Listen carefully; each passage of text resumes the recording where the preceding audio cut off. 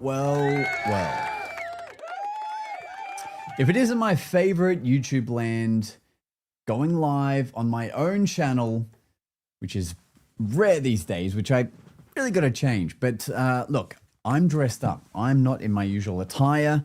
So I want to jump in and let you know that what's happened right now is I just got home from a magic event, a gig, which is why I would be dressed up in a suit.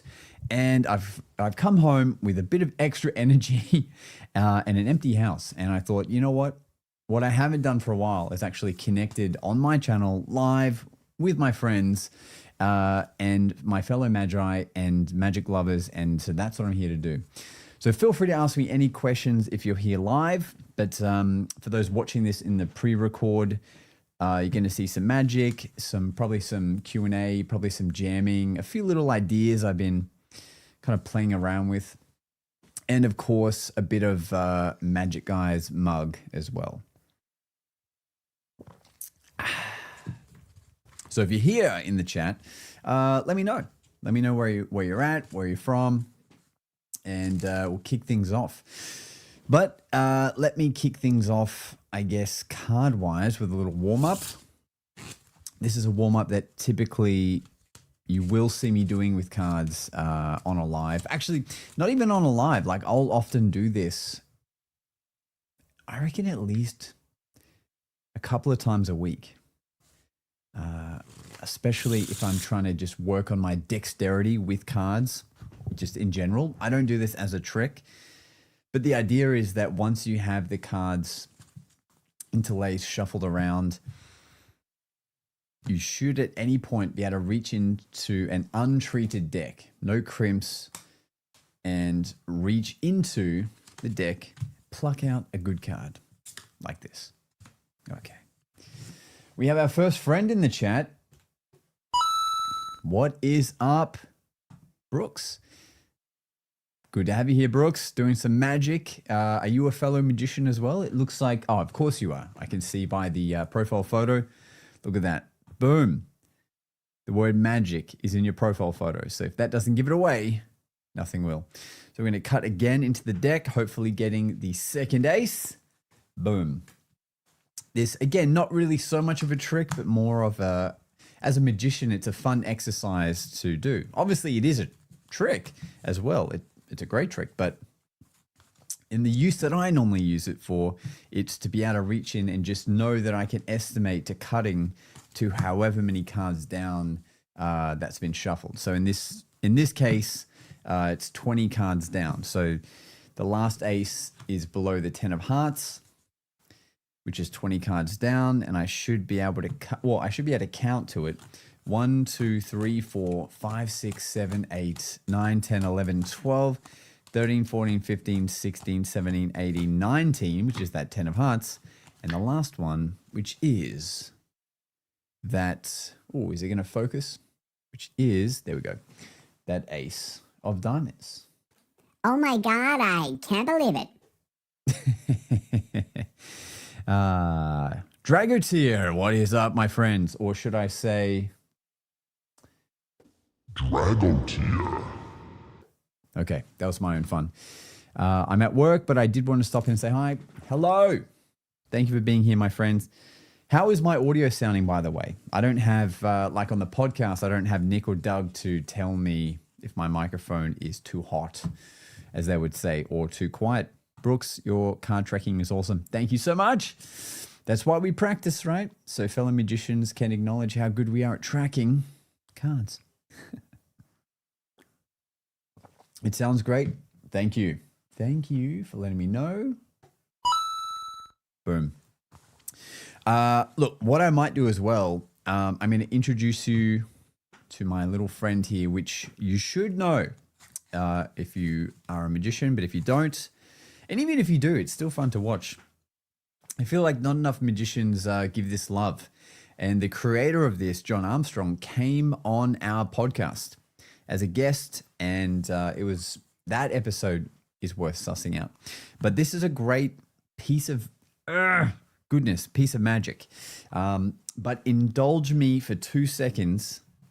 Tell me something interesting. Let me answer your questions. and I will just very quickly post that I am live on my IG as well. So bear with me for 2 seconds. Dragotier, thank you. Also looking really dapper. Thank you. Thank you. Imagine if this was just the new version of the aesthetically how we do lives, but it's not that. It's that I just went to a gig, a roving gig, very fun. After this, I'm going to edit together a short to post online from wearing the Meta Ray-Bans, so that I was able to film some of the magic while I was at the event. So here we go. I'm just going to post that we're live. Come and hang out.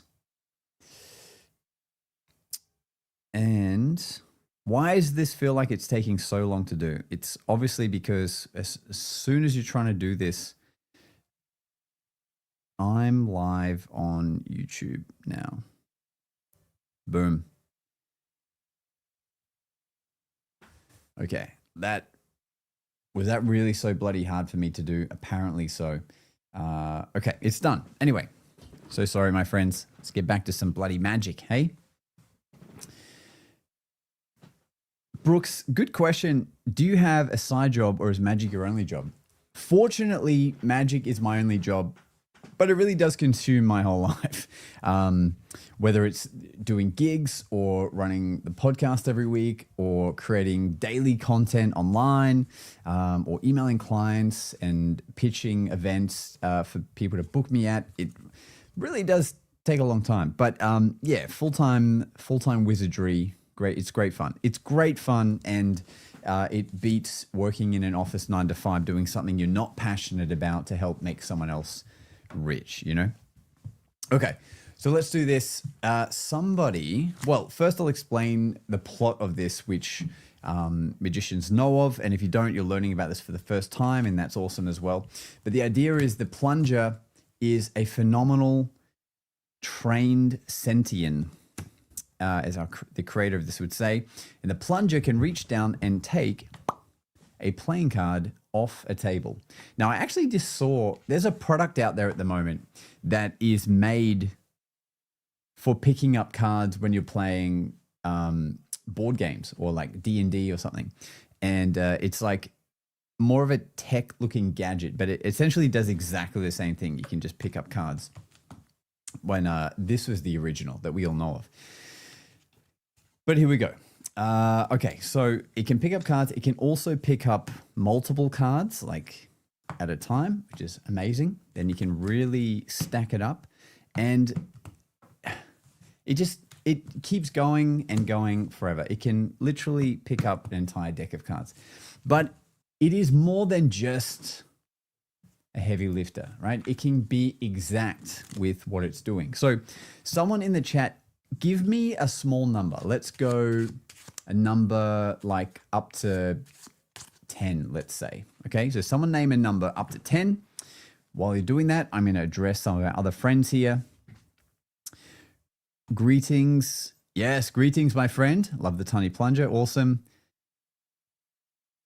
Brooks, that's awesome. Same here. I work on cruises all over the world. See, that's amazing. Living the dream, living what you love doing. Simo, is the Theatre of Magic in Melbourne temporary, or will it be here to stay? You know what? The goal is for it to stay and become more frequent as well. Nick Kay is an amazing magician in Melbourne, good friend of mine, obviously doing the podcast, and like the endeavor is for him to take and run with this. So currently it's monthly. So we've had the first opening night in Melbourne this month rather. And this month. And next month, I think it's like the 4th of October or something, I'm flying to Melbourne to do the show with Nick Kay. So it'll be myself and Nick performing at the Theatre of Magic. Then it will run again the following month. And just, depending on if Melbourne turns up to show the love, and then if Melbourne thinks it's worthy of their Saturday nights, it'll run indefinitely, just like the one in Brisbane and the one that's been going in Toowoomba and the one that started in Boston. It's really taken over the world, which is very fun. Okay. But yeah, hopefully we will see you there as well. So Brooks says 9. Thank you. Whoa, 9 that's a lot, but not impossible. So if we want 9 cards, we tell the plunger we want 9 cards. So it can look through the deck. It can see where 9 cards would be. And that means that it should be able to do the following. And if we check 9, right? 1, 2, 3, 4, 5, 6, 7, 8, 9. I don't believe it. Well, I do believe it, but it still amazes me every time that it's able to do that, you know? But it's not just a one-trick pony. It can go further. So someone give me another number. Let's go between 10 and 20. Any number, 10 and 20, hit me with it. Told you so. Thank you for naming your number as well. Yours is basically a 9, but just flipped upside down.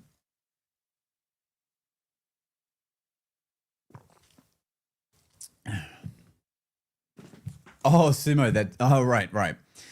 James Simonetis. I was never going to get that. I was never going to link that name then, even though it's part of your last name. But thank you for clarifying. Now I know who I'm talking to.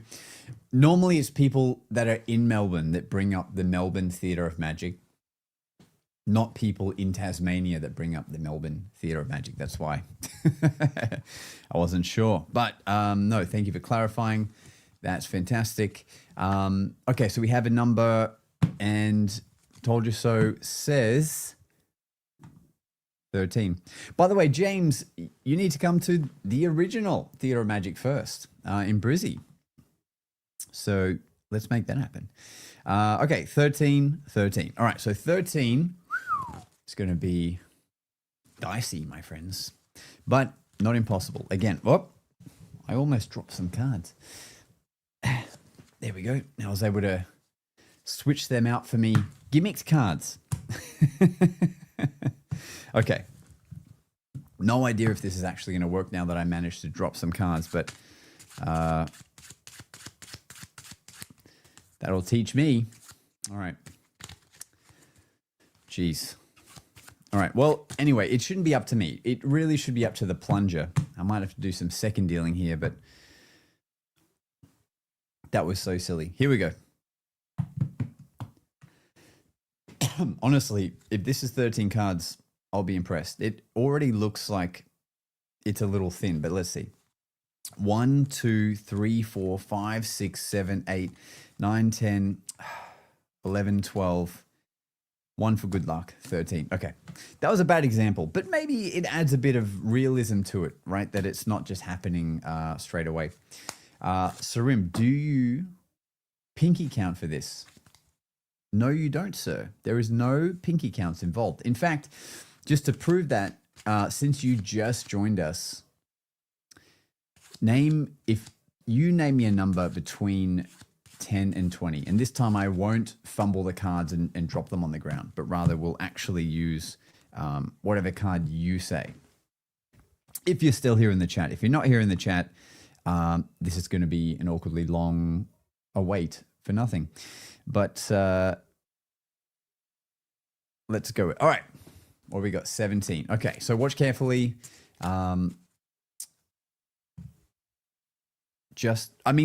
You're right. The tiny plunger does pinky count. He does. There we go. Not me. I mean, I say he because obviously this is a he, right? Anyway, 17. 1, 2, 3, 4, 5, 6, 7, 8, 9, 10, 11, 12, 13, 14, 15, 16, 17. All right.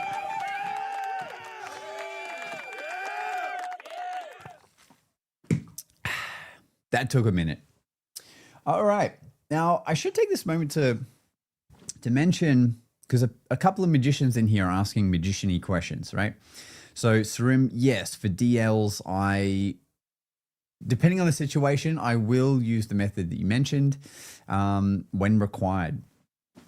Different routines I find require different methods for like achieving the same thing ideally. And James, it's great to see you at the JB show. That was fun and a wonderful surprise. We should link up properly. Yeah, absolutely. I should mention as well, currently right now on Instagram, I have a subscription area that is mainly just targeted for magicians. So it's behind a paywall, so people can't just access it willy-nilly. There's a bunch of us in there. And basically in there, what I do is I break down a lot of the improv routines you see me doing online on these shorts. And through me explaining what went through my head when I tried to attack this improv situation, you sort of learn a lot of magic through that. So I'm not like, what I'm saying is I'm not directly teaching tricks, but I am kind of teaching tricks, but through reacting and explaining the methods of what I did in the moment to improv. Does that make sense? For someone doing improv, I should be able to explain improv much better. Anyway, I know what you know what I mean. All right, here we go. I feel like I missed some questions here as well. In gigs, card magic are enough? ? Right. Are cards enough for a gig situation? I think is what you're saying. The answer is yes, but you definitely can use just cards. But your showmanship skills need to be next level. Like you need to be such an entertaining human, in my opinion, if you're just going to do card magic. And you can absolutely do that. Personally, I'm not that great enough of a showman to purely just do cards the whole time. Although I will heavily do a lot of cards because cards are so fun and there's so many different textures you can create and so many different routines. But I will say that, no, I will mix it up. And I'll particularly never start a routine with cards when I approach a group. Most of the time, 80% of the time, I will do coin magic, where the coin ends up under their watch, or it changes to a different coin in their hand, or it's floating up, doing a muscle pass. I'll do all this other stuff first before getting into cards. So that's kind of like how I approach it. Thanks for asking. Bro hitting the lives. Got Buster Mike. What's up, my friend? Yeah, I mean, I'm on an average of like one live a quarter at the moment. I feel like yes, I do the podcast, but like my own lives, which is this feels way more intimate to directly be able to chat to the people on my channel. I really am not doing this enough, but it's great to be in here. Finally, again, because I just finished a gig, and right now in Brisbane, it's like 11:40 p.m., but I still have some energy. So I'm just sort of using that energy to just checking my phone notifications at the same time. Sorry. Just thought, great, let's make this happen. All right. How many times have you been called Jason Statham? That's funny. Not nearly enough. I feel like maybe the older I get, the more I'll get to hear that. Maybe more, maybe because like right now I'm in this suit jacket, which I got in Vegas while I was at Magic Live. Very affordable. And might I say, if you're going to buy a suit, make sure you go to the outlet stores in Vegas. Don't go to so this suit is a company called Vicini, but you don't want to go to a Vicini store and pay $1,000 for a suit. What you do is you go to the outlet stores, you pay half price, and you get the 3-piece suit, and they tailor it in store within an hour. Anyway, I feel like we should move on from this. Let me enter some more questions in a second, because that's all I really want to do. But I do want to do some stuff at the same time. So let me show you this. You guys are familiar with these, I'm pretty sure at this point. This is actually a slightly smaller one. This is obviously a case for keeping your sponge balls, obviously. Where's my little, oh no, do I have my, come on. No. I messed that whole thing up. I was really going for that one. But what this is this is actually a little, like a little lolly tin. This had like little candies inside, like little square candies. And I saw this and I was like, this is a bloody trick. This is a trick. Anyway, I love to give people surprises. And so you'll see a couple of them. My favorite prop in the world, as everyone knows who follows my work, the sponge ball. Lots of lessons to be had with the sponge balls. One of which is the retention of vision is a interesting thing, right? You would swear you see it go in the hand, but somehow it is no more. And that's because where I keep it is in here, as you know. Like I said this before, this is my sponge ball holder. So there's nothing more to be said with that other than if you were to get rid of it, then of course you'd have to get another one. And look, let's not just do this with one. Let's double the ante here and let's create a second splitting of the atom. Splitting of the atom, if you will.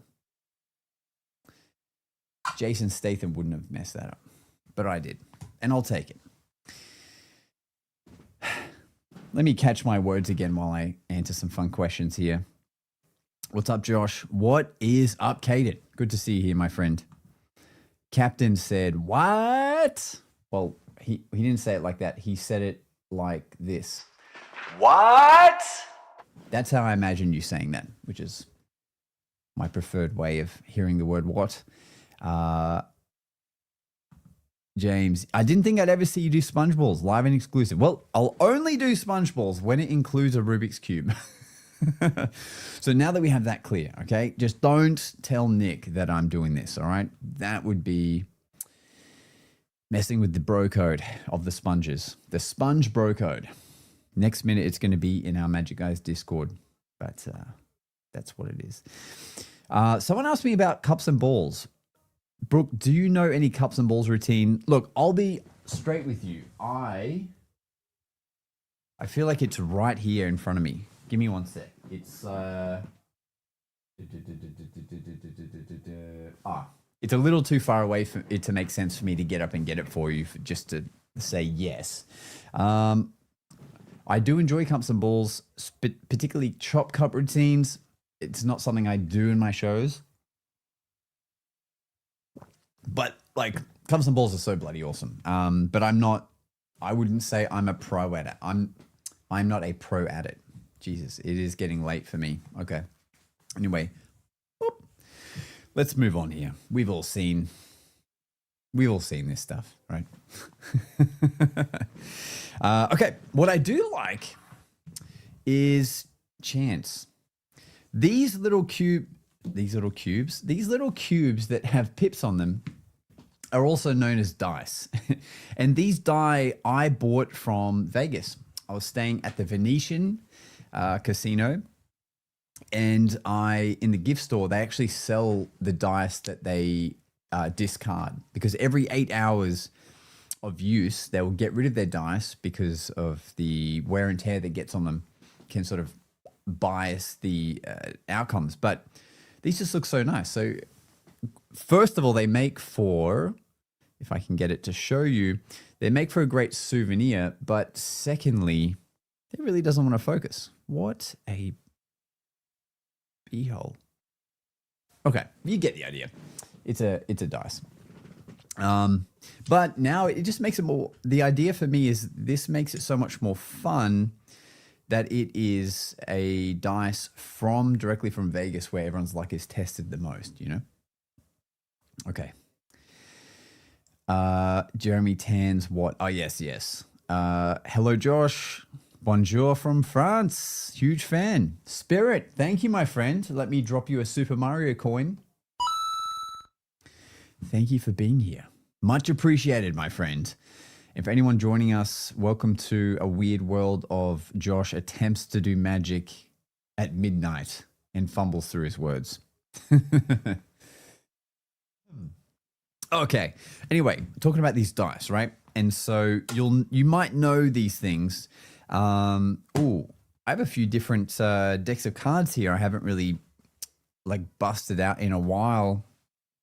This is a new deck that I bought at Magic Live at the dealer's hall.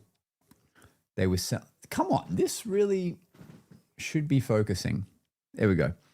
This deck of cards is like, it's like a standard deck of cards except for it's hot foiled, which just makes it look bloody awesome. Kind of reminds me of the Shin Lim cards that are available that are also red, funnily enough. There we go.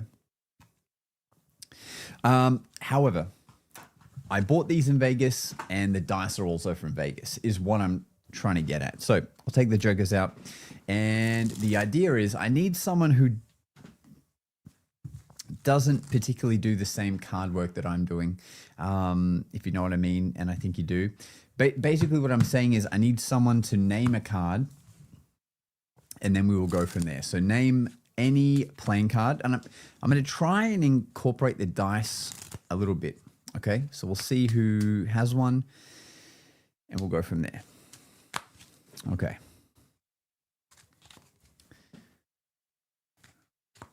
We've got a few friends from different places, which is awesome.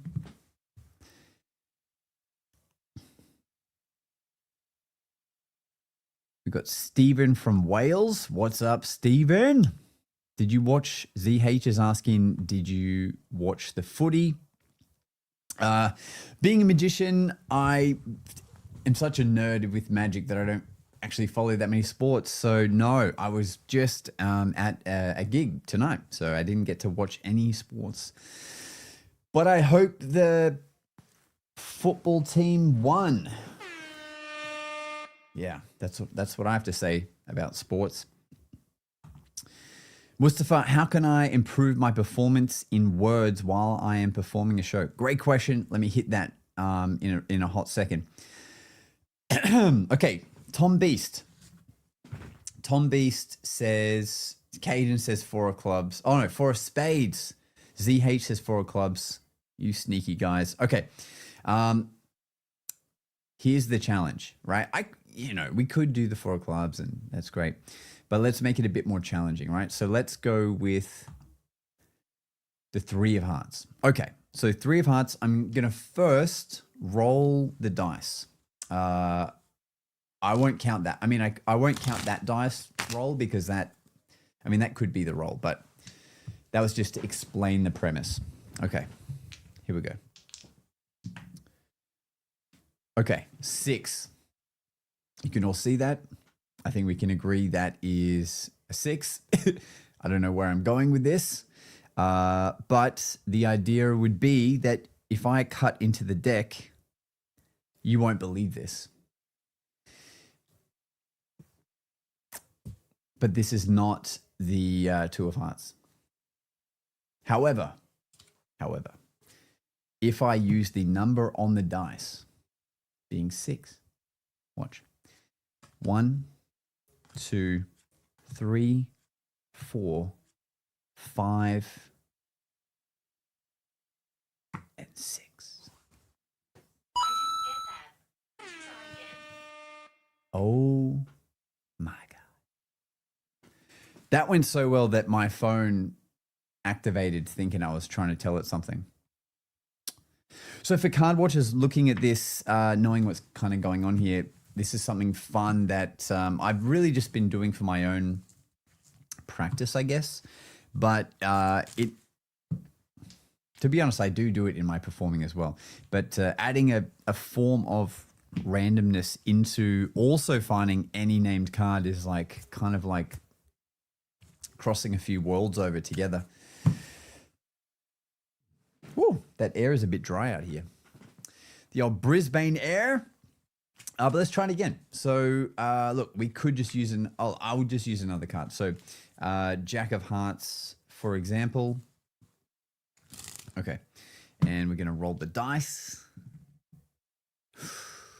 Ooh, we get a 5.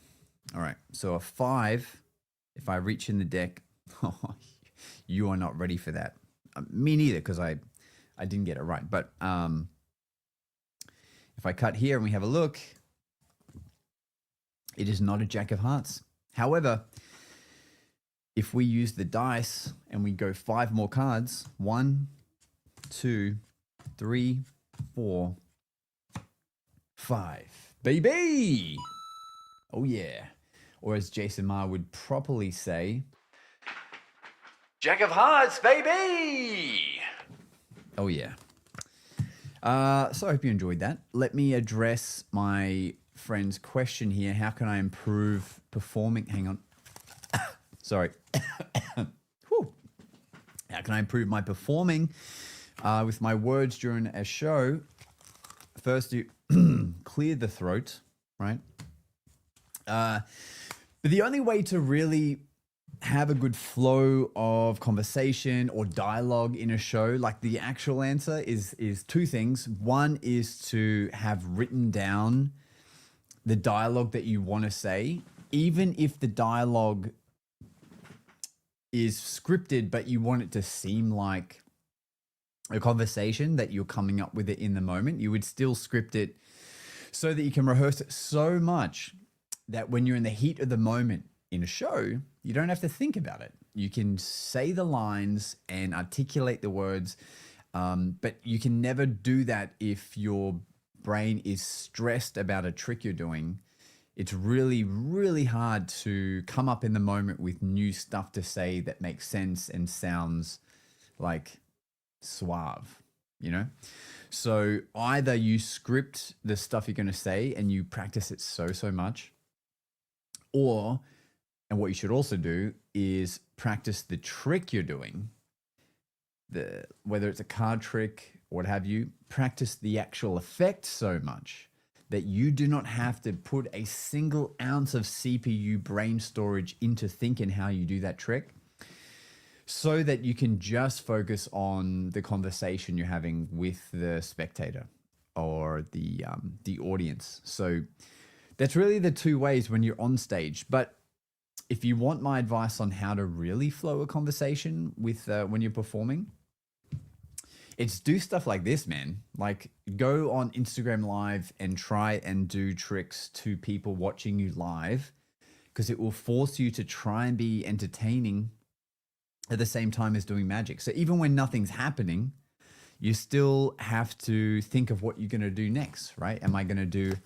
another card spew? Am I like, what am I going to do to fill that time? Or it's just going to be dead silent. And another big reason why I started doing the weekly podcast was I wanted to make myself be good at conversating and coming up with stuff to talk about that doesn't involve me doing any magic, which is why, you know, how long are we into this stream now? It normally tells me somewhere, but we're 33 minutes into this live stream, and I am like the most comfortable. I am as comfortable right now as I would be in 20 minutes when I'm on the couch, not on the live. Does that make sense? Okay, someone go ahead and name a different card, but we won't use this, okay? Sorry for all that rambling. But go ahead and name another card, my friends. Let me take out the jokers for this one. Would a miniature card deck affect what tricks can you do very much? Oh, that's would a miniature card deck affect what tricks can you do? I got to be honest, that's not a very flowy sentence you have there, my friend. I think you're saying what would you do with like a small amount of cards, maybe? In which case, I would do something like the Dr. Daly's last card trick or something like that. Yeah, I think that's what I would do. I hope that maybe I'll show you the Dr. Daly's last card trick. That would be maybe kind of fun to try and do as well. All right, so we have a few cards here. Caden says Jack of Spades. That's good. All right. Jack of Spades is definitely going to be in here. So let's do this. Let's take the jokers and I'm going to put one. Hope you can see this. We've got a colored one and we've got the black and white one. And they're going to search for the Jack of Spades, starting with this guy here. Watch. 1, 2, 3. He'll be the first one to jump into the deck, looking for the card. If we try this second joker, he too should dive inside the deck. Not my best work, but we'll keep it on the live. Diving into the deck. And of course, if we were to now search for it, we will find those 2 jokers again. But now there is one card in between. And could we have the best luck in the world of them searching and destroying the one card we need? I think it is the Jack of Hearts, my friends. Woo! It's too much fun. Magic is too much fun. I have the deck. Oh, let me bring up this question. Thank you for clarifying a little bit further, my friend. I have a deck which is about the length of a thumb. They're about a quarter of the size. Okay. See, that's making a bit more sense now. So if you have a deck that is tiny, let's think about it. I mean, you could do, I have a deck that is kind of like what you're talking about, but maybe that's a video I should make. Let's see. You could do like a prediction effect, like they cut anywhere, and then even though it's a mini card, you can like predict what the card will be, right? Or you could have a big deck and the mini deck, and what you do with the mini deck is mirrored and matches what happens to the big deck, right?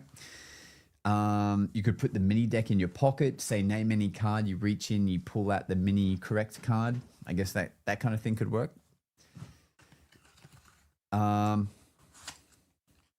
Yeah, I guess there is actually a lot of I mean, you could do an ambitious card routine with the mini deck, technically, right? That would work. Yeah. But thank you for clarifying, because I thought what you meant was like a packet trick, but now I understand what you're saying. Caden, gotta love a good packet, sandwich effect. Hell yeah, my friend. Sandwiches all the way. Yeah, I love it. What was this other question? Is it harder to control the cards or control the audience's attention when you're performing? Great question. It just depends what you've practiced more, to be honest, I think. I think if you're so good at improving and talking to people, then that's going to be the easy bit and you're going to think about the magic. Or yeah, if you're not so good with people, or because the effect is new, you're going to be thinking about the effect so much and it's going to be hard to string sentences together. The goal is to practice both so much that you can do both well. I think if you watch any of my videos, hopefully you'll see me putting into my art that I'm trying to do what is technically difficult card work, because there's a lot of stuff going on in my head when they name a card and where they want it to be and stuff. But I'm trying to mask that with some humor and beats and timing. So you just have to practice a heck of a lot is what I'm saying. Try and get around people a lot, even if it's not particularly doing magic, you know, even if you were to start, honestly, if you were to start a podcast, but not even put out the episodes, just try to sit down and record yourself for 30 minutes straight and try and talk about different topics or subjects or review some decks of cards and then watch it back and see how you, first of all, wait a day because you'll be too critical if you watch it back straight away. But watch it back and see how you look on camera talking for 30 minutes straight. Is it entertaining? Are there filler words you keep saying that you're noticing? Do you not make eye contact with the camera? Do you repeat the same similar words too much? Do you have some tonality in your voice, or are you always like just talking at the one monotone time all the time with no real inflections? Yeah. There's a really great talk a friend and mentor of mine, Vin Yang, put out on YouTube, which is Sight, Sound, Sync. I'm pretty sure it's part of a TED talk, but I can just give you the synopsis. So film yourself talking for 5 minutes, whether it's a trick you're doing, film the whole thing. Leave it for a day and come back and just do the sight part, which is just watch the video, but don't like put the volume down. So don't listen to what you're saying, just watch it and have a look at what your body presents for 5 minutes. Like, does your body look like it's high energy? Like, is there enough movement with your body? Like, how do you actually look? How is your posture? Do you always like keep your hands like this all the time? Does it paint a picture just by seeing what you're doing visually? Then the next day, just listen to your performance. So don't look at the video now, just listen to it. And like I was saying before, listen to what words you're actually saying. Are there filler words you can cut out, like ums and ahs? And do you sound interested? Like, is what you're doing, does your voice match the excitement you should have for the trick you're doing?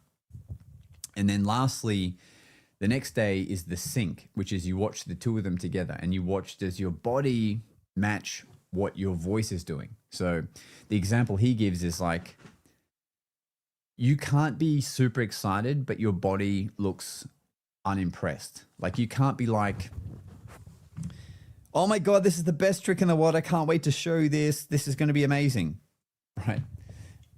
It's got to be like, this is the best trick in the world. This is amazing. Watch this.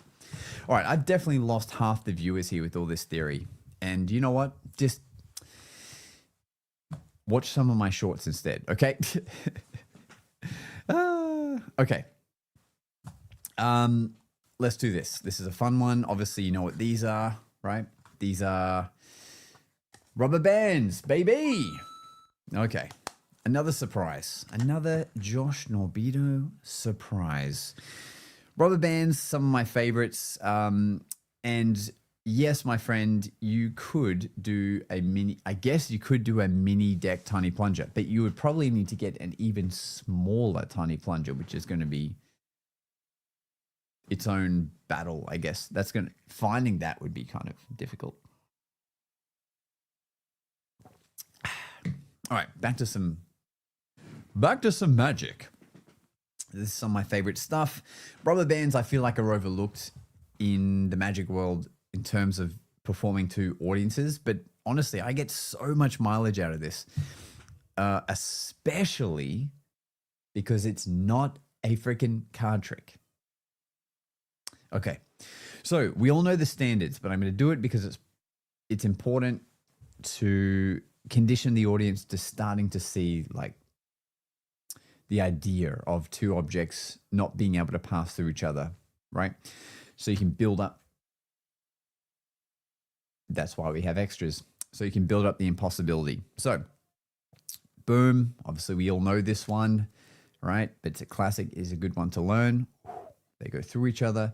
You can also do the reverse version where they actually are on the outside and then through the magic, they can pass through each other, right? Which shouldn't be able to happen. And then, bro, what is happening right now? This is crazy. I'm going to wake everyone up who's in bed watching this. Yo, Brooks is right. $100 is crazy. Talanani, you, my friend, are a legend. Finally, well, not finally, hopefully finally one day we will get you in the theater of magic, because I know we've tried a couple of times and your scheduling hasn't worked out, but you will make it to see me live. I think the next date, in case it's of interest, and by the way, again, thank you, that's crazy. But the next date I am performing live at the Theatre of Magic is going to be in October 18th. Saturday, October 18th, there is a 7 p.m. show that I'm particularly going to be there for a few clients that are coming to watch a show. And so Talanani, I don't know what your plans are, but that is a date I'm going to be there. Dude, thank you. Insane. Insane, my friend. Well, this one's for you, my friend. We got the rubber bands here. Now, I was explaining before how they can link and go through each other, but some of the favorite stuff I find to do is you have the audience pick the spot. So they might pick like this spot here. And if you get the right angle, 1, 2, 3, they can link through each other like this. But not like before where it went through in one go. This is one strand at a time. We'll try the bottom strand like this. Look at that. Bang. And the idea is to unlink it without it breaking. You do have to be delicate. So to do that, if I can get the right angle, boom, the first one can unlink and the second one unlinks as if by magic. I don't know if you heard that, but that was my stomach. I don't know if that came through the mic. But imagine if I just did the whole live like this, like the entire episode was like this. Maybe I will one day. Okay. Boom. Tell Nani, I will try and make it. Surely I can't get COVID again. Bro, if you get COVID again, you might be a magician, because to create that coincidentally again would be a miracle. A bad miracle, but still impressive, if you know what I mean. Okay, broken rubber band, boom. People won't believe that it's broken, but it is. If you were here, you would break it yourself. Okay, no big deal. Obviously, it can't just go back together as if, by nothing, by itself. But if you had some eyelash glue or super glue, it would. Okay, but I think if Harry Potter was here, he would take the ends, he would link it around the middle and simply dissolve it back into one rubber band like this. But that is a little bit too impossible, so I do have to break it and do it a second time, even though nobody asked. Because what I would do is break it first like this, and then I would put these pieces back together. And the final piece, and you can do this yourself, is you take the ends, and if you tie a knot in the band like this, you won't believe this. This is crazy. Boom. My friends, this now lets you use the rubber band again. Where's my... Hell yeah. Now, this is obviously not magic, but it is a great live tip I want to pass on to everyone. Now, the knot does give it away, but if you can do something with the knot, now you can do something with the band. But this is generally too impossible to leave like this, so I do have to put this back on. There we go. And now it'll stay on as if by magic. Boom! Or rather, maybe that's a bit of a nicer outro, right? Let me do that again. Yeah. Heck yeah. Hello, my friend. Thank you for joining us in the live. Gel Blaster King. Very cool. Because you're new here, let me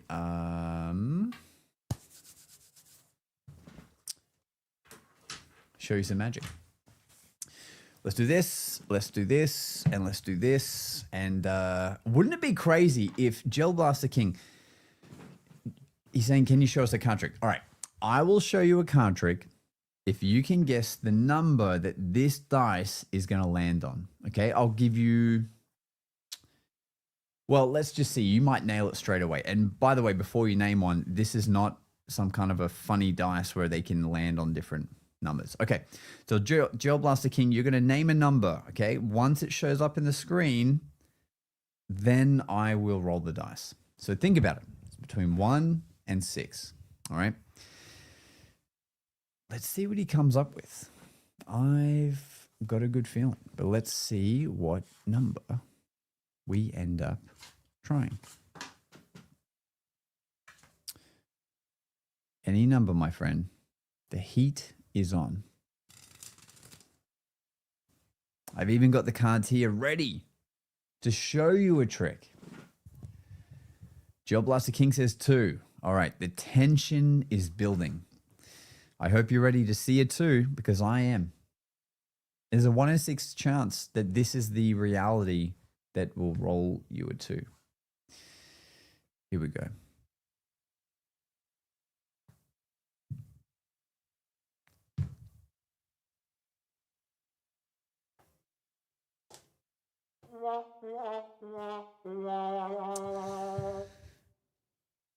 Well, we can't win them all.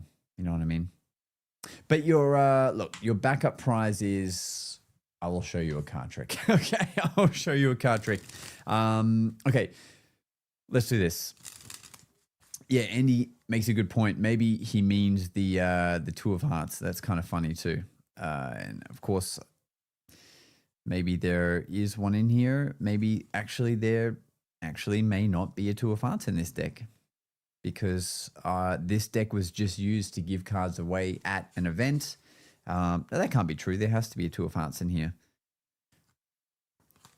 Let me just quickly consult the deck real quick. Okay, 2 of hearts. I hear it. I need my tiny plunger from earlier. Yep. I knew there was a 2 of hearts in here. I wanted to be sure before I affirm that every single card is in the deck, because they're really not. But that is definitely one that's in there. Okay. Let me show you this. This was a card trick that I just recently used in a Instagram short of mine. Sorry, hang on. It's also the most recent YouTube reel that I put out. And it was, well, I'll just show you the trick first. Okay, so for example, we're going to use this card, but also someone name me another card. Okay, name another card and we will attempt to use it in this experiment. I haven't checked my phone in a while. I wonder if there's any updated. Okay.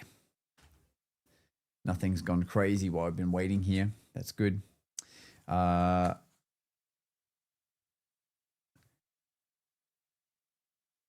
of diamonds. Okay, 3 of diamonds for this example isn't going to be ideal, but 5 of spades will work. Okay, so 5 of spades.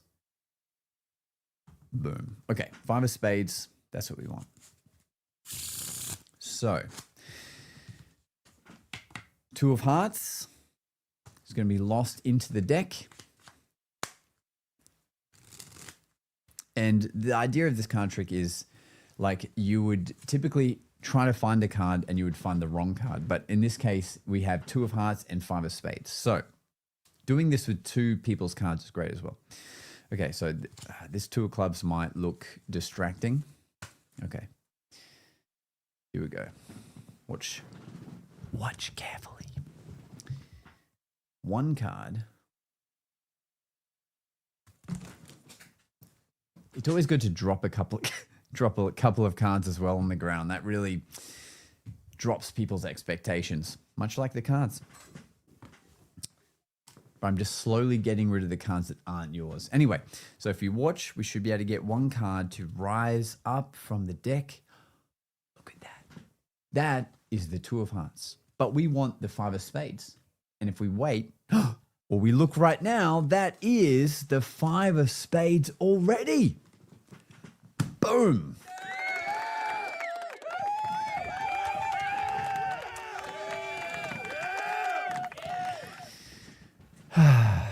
Don't worry.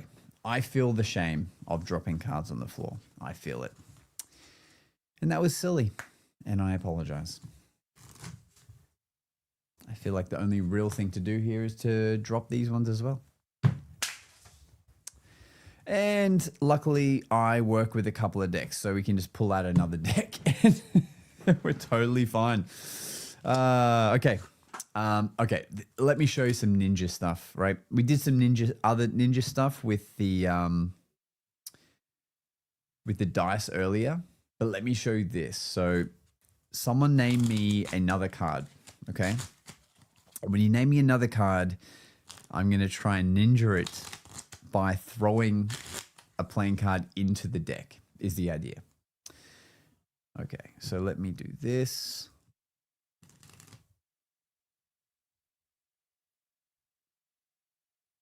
Okay.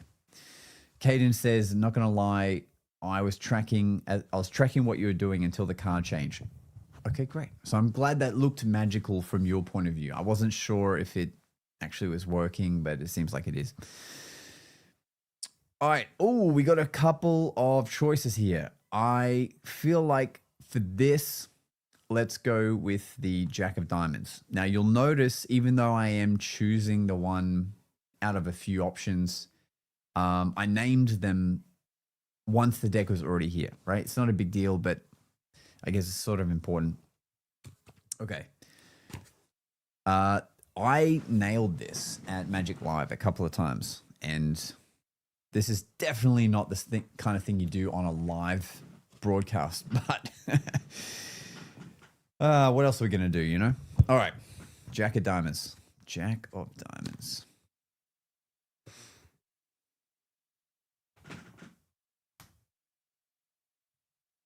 I might do it so you can see, like, from this angle.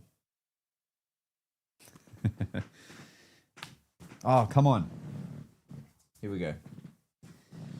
This time it will insert. Okay. All right. All right, that didn't work. I guess maybe my confidence is not matched with my ability right now. Okay, I'm going to bend this a little bit more so it gets a little bit more up. Oh my gosh. I know, I can see where I'm trying to aim for. And it just doesn't want to. Wow. Hey, I'm not the crazy one. You guys are here watching this, okay? Eventually, after like 50 goes, that landed in the exact same spot as before. Okay, I give up. Let's do an actual trick then. Jack of Diamonds. Jack of Diamonds is going to be somewhere in here. Obviously, trying to go through the whole deck would be crazy, but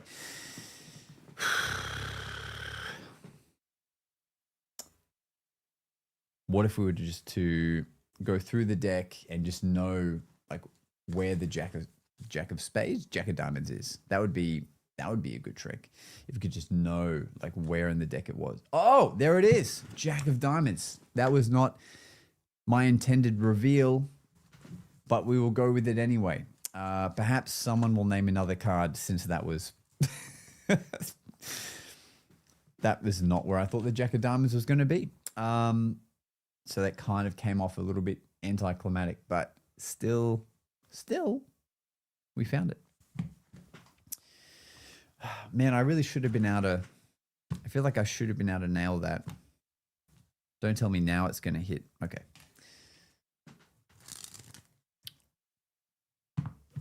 Here we go. We have, what do we have next as a playing card? What's funny is as you're watching this, you'll notice I am slowly losing my mind more and more as we progress into this live video, only because it's getting later at night at the same time.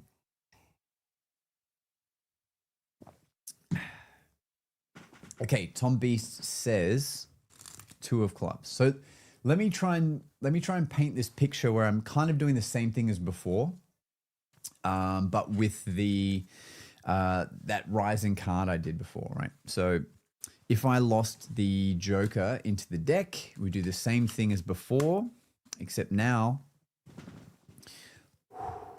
you see the Joker, but if you give it a second, it will become that 2 of clubs.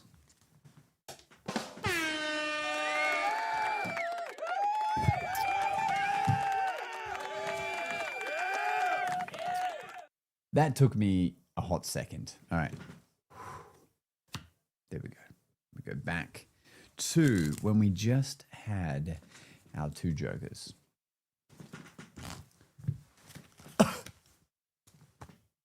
Right. Very good. Cool man.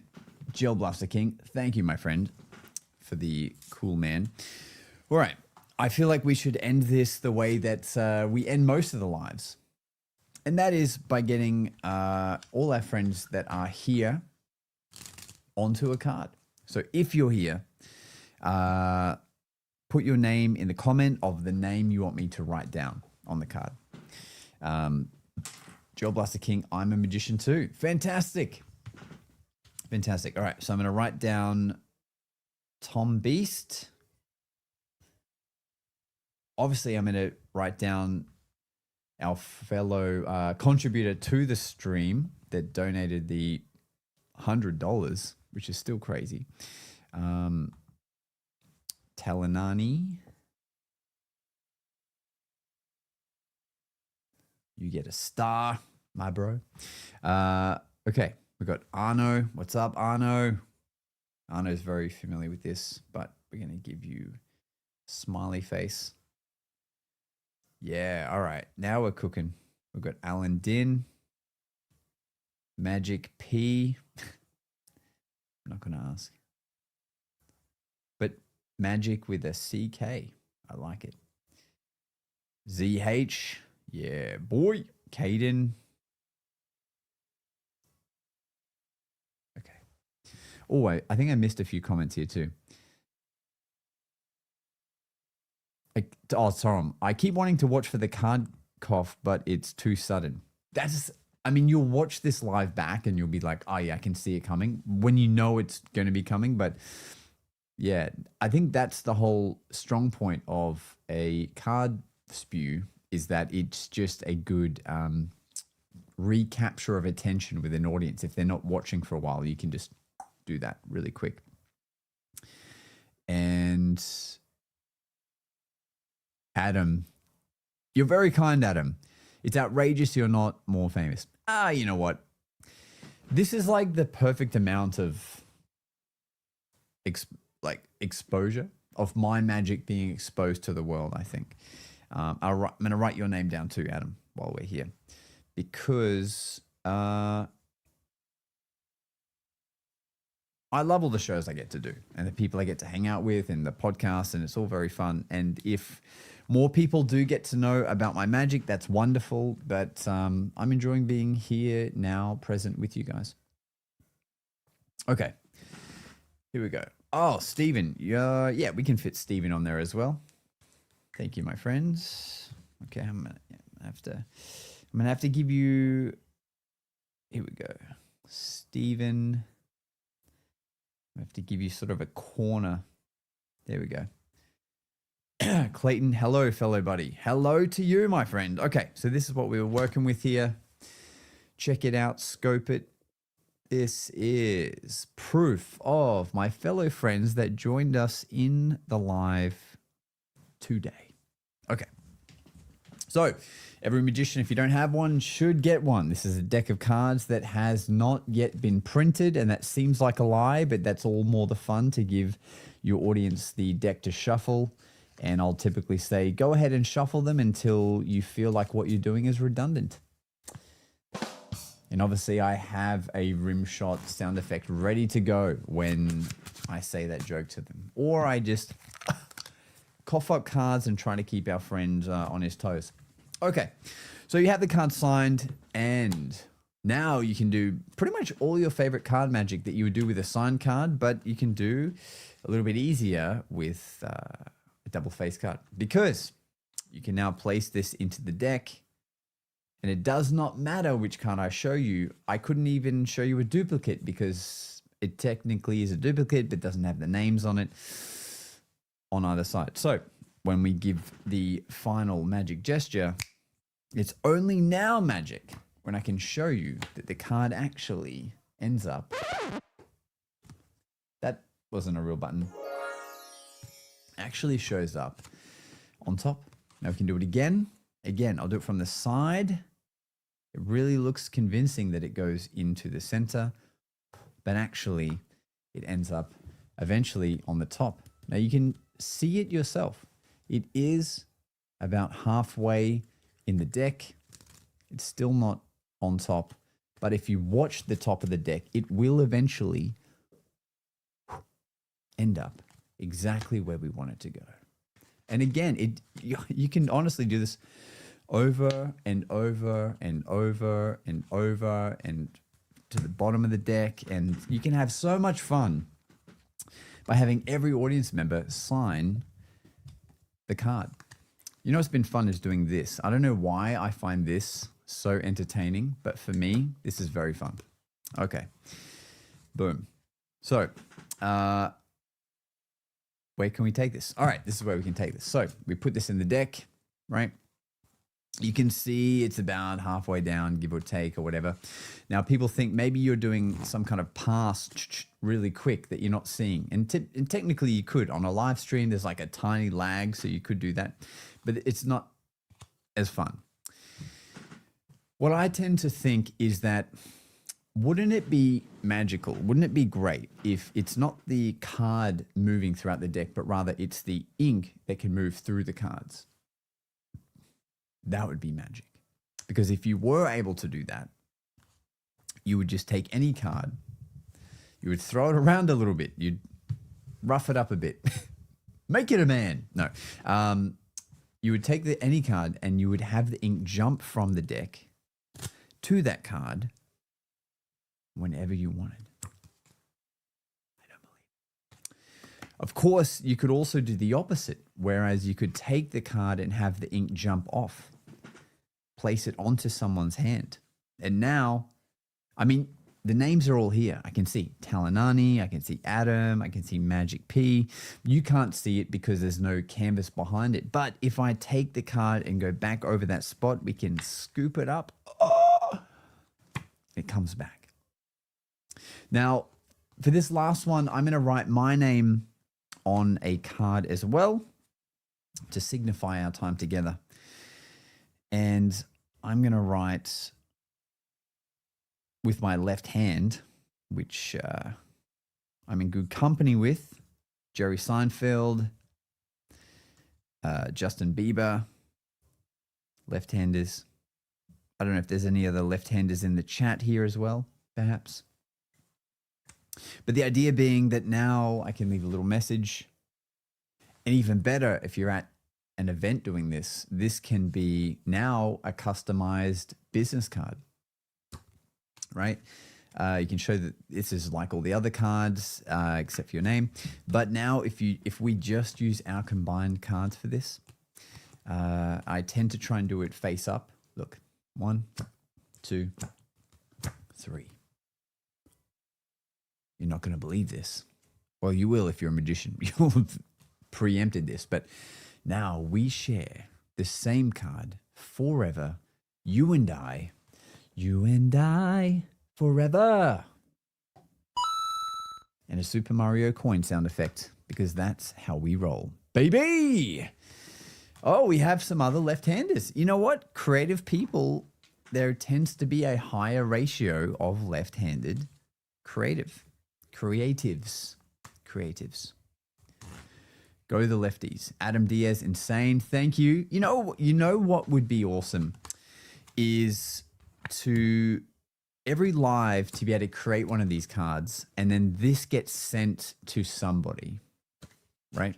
As a souvenir. So I don't know what to do with that info. I guess if your name is written on here and you particularly would like this, maybe hit me up on Instagram, DM me, and I don't know, maybe we can get this to you. I don't know. I'll keep it for now. I'll date it as well, just so I remember that it was the now it's midnight, so now it's a new day, but it was the 21st of the 9th. Okay. Before we go, let me just share. I brought out a Rubik's Cube before that wasn't really a Rubik's Cube. And I'm really just sharing different textures of magic that I enjoy performing. You may see me do a lot of this stuff basically in the reels and shorts that I put up, but this is another one that I enjoy very much. The humble Rubik's Cube. So if we want to solve it, just like with your iPhone now, you know, if you have a problem with your iPhone, when you're in an app, if you shake it, it'll make a report, especially on Instagram. I just learned that. And it's the same thing with a cube. If you shake a cube enough, you can restore it back to factory settings when it was back in its original form. It's crazy. It's a real cube. It's just that I have trick hands, and it's the shake that does it, you know.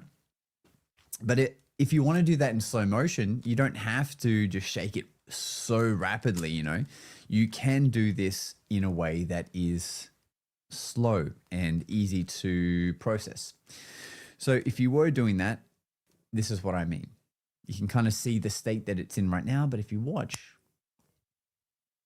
some of the colors come back together. Now it's only 15 moves away. Now it's only about 10 moves away. Now it's only about 5 moves away. Now it's only about 4 moves away, 3 moves away, 2 moves away, 1 move, and now completely solved. I don't believe it. Guys, honestly, I could keep this live going forever, but I do have to end it because now it is 12:30 a.m. and it's been real. Thank you for hanging out with me. Thank you to our friend Talanani who donated 100 Australian dollars, which is going to equate to getting me